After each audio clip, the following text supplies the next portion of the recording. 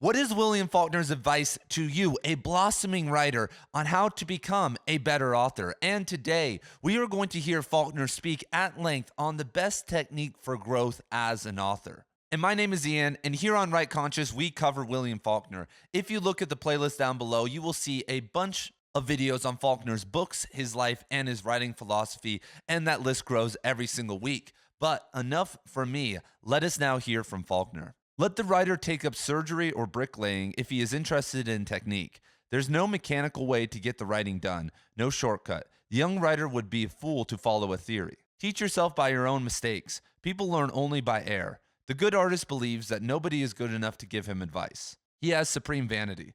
No matter how much he admires the old writer, he wants to beat them. And so there's actually a lot going on here, but I first want to address this idea that there are no shortcuts. And I think at the time in the early 1940s when Faulkner was writing, if not earlier, that was 100% true. But we have an opportunity now in 2024 with the amount of time and energy and research that has been put into art to at least elevate ourselves to a level of good writing, if not great writing, by following certain principles. And I would never tell you that that can take you to legendary writing, because it can't. But the mistakes Faulkner is talking about are things that you can learn. For instance, over in my free writing school, we follow this principle. I don't claim that I'm some expert. Instead, I try to motivate writers like you to write more and build a community of support that is positive. But I do have a sentence structure course where we practice different types of sentence structures. But in my practice as an author, I have figured out on my own hundreds of different types of sentence structures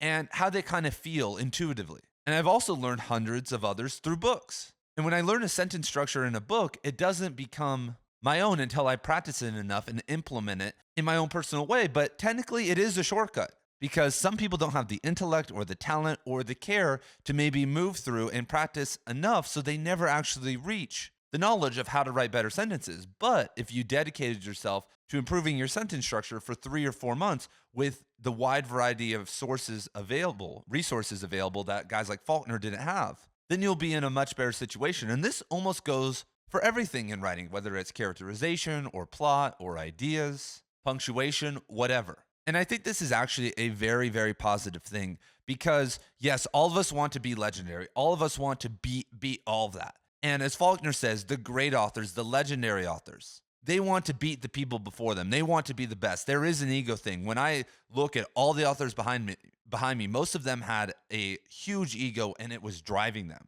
And they had, when they looked around, a very negative opinion of all the other artists around him. Like Faulkner said, the good artist believes that nobody is good enough to give him advice. But what's odd about the situation we are in 2024 is that I think a lot of those individuals that would have become that have been consolidated into other arts, whether that is the STEM fields or other forms of art like video games, comics, manga, whatever. And so we have less and less novelists who are actually those hard charging ego type, I'm the best in the world type of individuals. And so that is unfortunate, because I would love to be able to read the next Cormac McCarthy or the next big author. And we should all be striving for as high as we can get. But to transform someone's life through your work doesn't require you to be a legend. It requires you to make them care enough about your work and for them to read your novel. And if your novel is transformative and maybe it's not a goated book, but you make them care enough, they will finish it and read it. And what is more important, honestly, what is more important for you? To have people be shocked and talk about your novel and feel it and actually read it? Would you rather have 10,000 people have their life change, or have 100 people think you're the smartest guy in the room or the next big thing? And unfortunately, a lot of people would pick the 100. But the future of story in the most complicated time in history is circling back to what it started as, something to change people, something to transform people, something to build a community around. We've been driven to the extreme because authors in the golden age of literature got to live, even back in the 19th century, they got to live divorced from society. They got to be in the bourgeoisie a lot of the time. And then in the 20th century, they could sit and disconnect. You could just send your thing off to a slush pile, because suburbia, the disconnection was starting. The fracturing of the community was starting. But now we've been absolutely fractured. Now we are out here as interlopers, floating alone. Everyone is depressed. We're so depressed that people don't even believe community is possible anymore. I look at my comment sections, the only thing is the inward journey now. And I would agree. But if you feel that way, then you really have terrible people skills, and you just don't really know the possibilities for human to human interaction. But here in these isolated quarters, people do crave connection. People do crave being woken up by someone and going on a journey with them. That's why Joe Rogan has so much support. You know, if you've never heard of Joe Rogan before and you go watch one of his podcasts, you may not think like, wow, this guy is the best interviewer of all time, or this guy is one of the smartest dudes on the planet. But when I was 13 years old, I was hearing Joe Rogan on syndicated radio in Los Angeles with Adam Carolla and Tom Likas. And he was just edgy guy talking about all these conspiracies. I was like, who the hell was this? Back in 2006 and 2007. And so I went to his forum because he used to have this crazy forum. And suddenly I was just talking to adults on this wild forum and being exposed to all this new stuff. And a lot of that stuff woke me up and got me deeper into literature. It got me started in martial arts and all these different things. But because Joe Rogan at an early age woke me up, because Dostoevsky, Herman Hesse, Cormac McCarthy, these guys, David Foster Wallace woke me up at an early age, I am a supporter of them and will be for the rest of my life.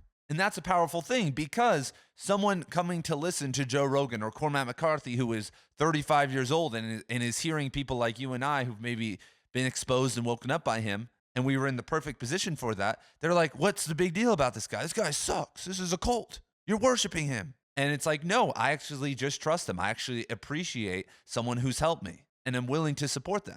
That's what a lot of you guys do for me by subscribing to my Substack and paying me $10 a month. It's like, thank you. So yes, if you are trying to write a story and following a weird guide on sentence 1 needs to be a hook, and sentence 8 needs to be plot development, then yes, that is too technical. But I don't think any of us are that dumb to be doing that. And I think the more you were into craft, the more you were thinking about it and trying it and watching videos like this, the more that you are showing that you care about it. And if you are gaining positive resonances and trying to be uplifted, I try to be uplifting for you guys, and sometimes it's hard. Sometimes I get mad at Reddit or at the publishing houses or at people that want to hide away. But in general, like, this is a place to help you. And if you are reading authors and listening to people who are in your same field trying to elevate you, then I don't think that is superficial or dumb. And so the strongest combination is a bit of both, though. You have an aura of positivity around you. You're fueling yourself with positive stuff. You are also fueling yourself with craft books and learning about sentence structure and some of this stuff.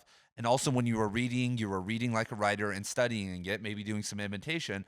And then you have this massive ego. You have this big burning desire, because that is what is going to take you to the next level. Because you could do the first two things and you will be beaten out by someone with a massive burning desire, which is something that you can cultivate. And once again, what is your goal? If you're trying to beat Cormac McCarthy, then okay, you're going to have to go really hard. But if you're just trying to become a full-time author and transform people's lives, you most likely have the skill and are already there. It's just about integrating and becoming and transcending whatever limitations and blocks you have to fully realizing yourself. Like, for me to even get to this position and to be releasing a book and like launching a book that I know 1,000 people at least are going to buy in the first couple days has been one of the biggest character development journeys of my life, because like, I am not like this. You may think that I am this extrovert, but a decade ago, I was an introvert. At one point, I spent years out living in the desert alone, really no contact with people. I was teaching yoga occasionally. And remember at the peak of this, when like I couldn't communicate at all, I had taught this yoga class, and then this